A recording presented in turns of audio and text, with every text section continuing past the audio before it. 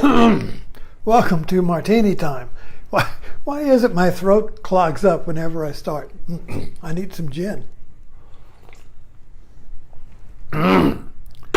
Let's have some fun this evening. The title of this talk is Relationship, War or Love? So let's look at relationship, whether it's marriage or not. But, well, first of all, there are two kinds of relationships. There's transient relationship where you go and have a relationship with a clerk while you're doing some business. That's transient. Then there's stable relationships, which is marriage, whatever, but the relationship is stable. Now, I want to look at the dynamics of consciousness from a Zen point of view in order to understand why a relationship can go from love to war like a flash. And very violent war. I mean, the newspapers are full of violent relationships that end up in abuse and shooting and whatever. So what's going on? If we can understand, for me, understanding is everything. So I really work at understanding, which means I have to get a bigger boat. I have to keep expanding the context in which I have to keep transcending my assumptions. I have to keep making what I know transparent to what I don't know, so that I begin to see wider context. That's understanding, is context that includes. You see, the context that includes all the facts is understanding. If something's not included, you don't know why it's going on, it's a mystery to you, well, you need a bigger context. So let's look at, where is my thing?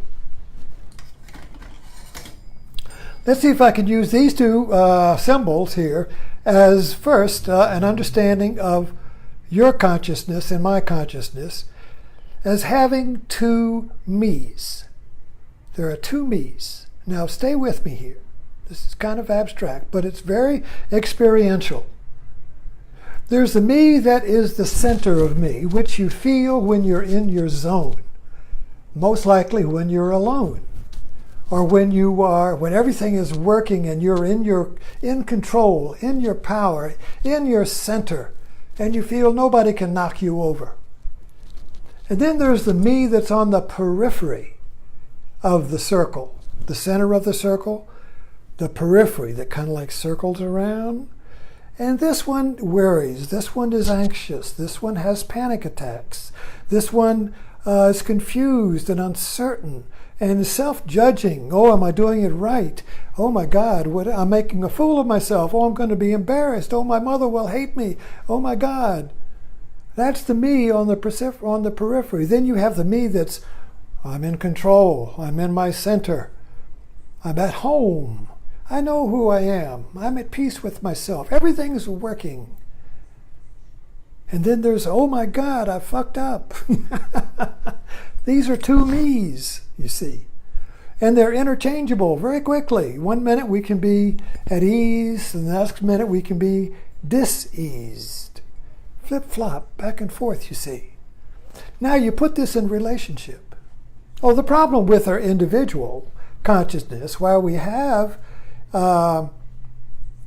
anxiety, that's the biggest, this dis-ease, this sense of, it can start from a mild sense of being out of sorts to being in a violent panic attack where you're taking medications or shooting yourself.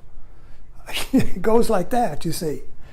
And that becomes because there's a conflict of me's.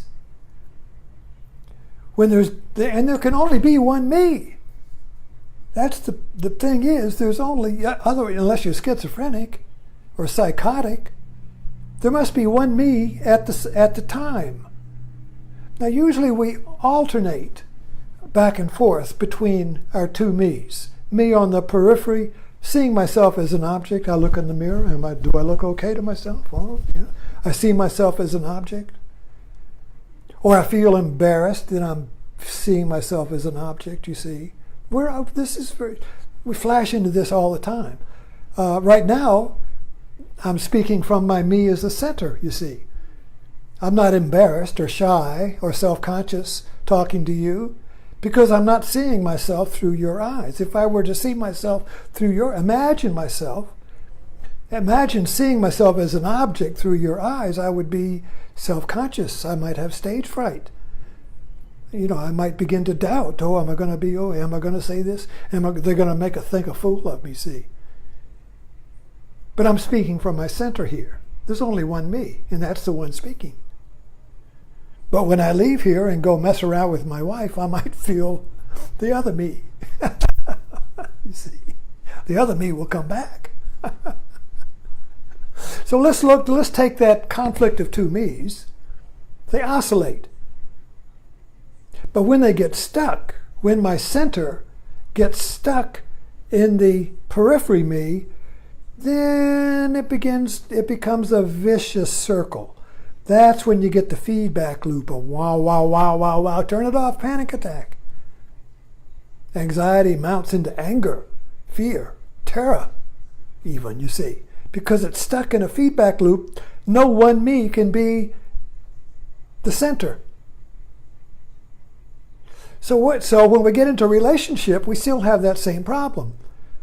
Who's the center? There can only be one center in a relationship. You can't have two bosses. Even astronauts going to the moon, two people, one of them's got to be the leader. Two tomcats fight to be the one tomcat. You can't have two centers. You can only have one center.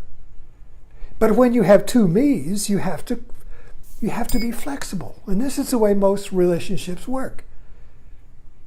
Men are the center maybe outside in the shop with the car.